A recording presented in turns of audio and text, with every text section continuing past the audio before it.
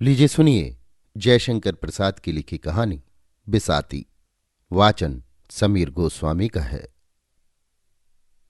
उद्यान की शैलमाला के नीचे एक हरा भरा छोटा सा गांव है। वसंत का सुंदर समीर उसे आलिंगन करके फूलों के सौरभ से उसके झोपड़ों को भर देता है। तलहटी के हिम शीतल झरने उसको अपने बाहुपाश में जकड़े हुए हैं। उस रमणीय प्रदेश में एक स्निग्ध संगीत निरंतर चला करता है, जिसके भीतर बुलबुलों का कलनाद कंप और लहर उत्पन्न करता है। दाड़िम के लाल फूलों की रंगीली छाया संध्या की अरुण किरणों से चमकीली हो रही थी। शीरी उसी के नीचे शिलाखंड पर बैठी हुई सामने गुलाबों की झुरमुट देख रही थी, जिसमें बहुत से बुलबुल चहचहा रहे थे। वे समीर के साथ छूल छुलैया खेलते हुए आकाश को अपने कलरव से गुंजित कर रहे थे। शीरी ने सहसा अवगुंठन उलट दिया। प्रकृति प्रसन्न हो हंस पड़ी। गुलाब के दल में शीरी का मुख राजा के समान सुशोभित था। मकरंद मुंह में भरे दो नील भ्रमर उस गुलाब से उड़ने में असमर्थ थे। भौरों के पद पर निस्पंद थे। कटीली झाड़ियों की कुछ परवाह न करते हुए बुलबुलों का उसमें घुसना और उड़ भागना शीरी तन्मय होकर देख रही थी। उसकी सखी जुलेखा के आने से उसकी एकांत भावना भंग हो गई। अपना अवगुंठन उलटते हुए जुलेखा ने कहा, शीरी, वो तुम्हारे हाथों पर आकर बैठ जाने वाला बुलबुल आजकल नहीं दिखलाई देता। आह खींचकर शीरी ने कहा, कड़े शीत में अपने दल के साथ मैदान की ओर निकल गया। वसंत तो आ गया पर वो नहीं लौट आया।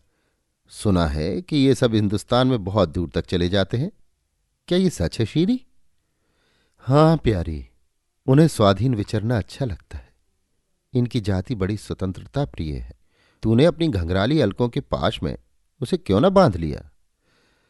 मेरे पाश उस पक्षी के लिए ढीले पड़ जाते थे। अच्छा लौट आवेगा, चिंता न कर, मैं घर जाती हूं। शीरी ने सिर हिला दिया। जुलेखा चली गई।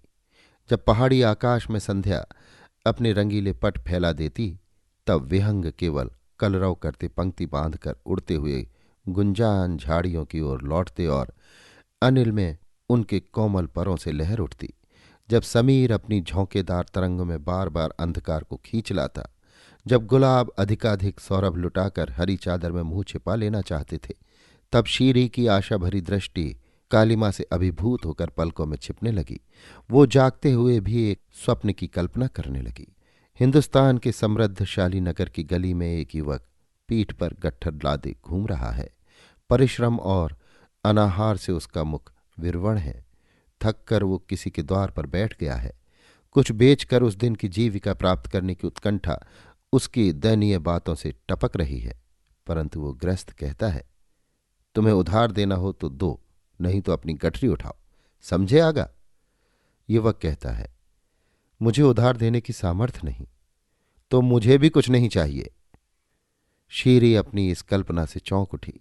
काफिले के साथ अपनी संपत्ति लादकर खैबर के गिरी संकट को वो अपनी भावना से पदाक्रांत करने लगी। उसकी इच्छा हुई कि हिंदुस्तान के प्रत्येक गृहस्थ के पास हम इतना धन रख दें कि वे अनावश्यक होने पर भी उस युवक की सब वस्तुओं का मूल्य देकर उसका बोझ उतार दें। परंतु सरला शीरी निस्सहाय थी।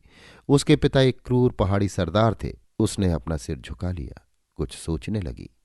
संध्या का अधिकार हो गया। कलरव बंद हुआ। शीरी की सांसों के समान समीर की गति अवरुद्ध हो उठी। उसकी पीठ शिला से टिक गई। दासी ने आकर उसको प्रकृतिस्थ किया। उसने कहा, बेगम बुला रही हैं, चलिए मेहंदी आ गई। महीनों हो गए। शीरी का ब्याह एक धनी सरदार से हो गया। झरने के किनारे शीरी के बाग में शबरी खींची है।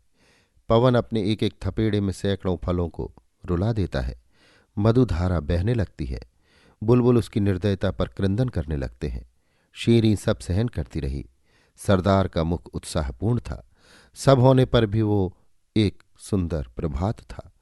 एक दुर्बल और लंबा युवक पीठ पर गट्ठर लादे सामने आकर बैठ गया। शीरी ने उसे देखा, पर वो किसी की ओर देखता नहीं, अपना सामान खोलकर सजाने लगा। सरदार अपनी प्रेयसी को उपहार देने के लिए कांच की प्याली और काश्मीरी सामान छांटने लगा। शीरी चुपचाप थी। उसके हृदय कानन में कलरवों का क्रंदन हो रहा था। सरदार ने दाम पूछा। युवक ने कहा, मैं उपहार देता हूं, बेचता नहीं। ये विलायती और काश्मीरी मैंने चुनकर लिए हैं। इनमें मूल्य ही नहीं, हृदय भी लगा है। ये दाम पर नहीं बिकते। सरदार ने तीक्ष्ण स्वर में कहा, तब मुझे न चाहिए, ले जाओ, उठाओ।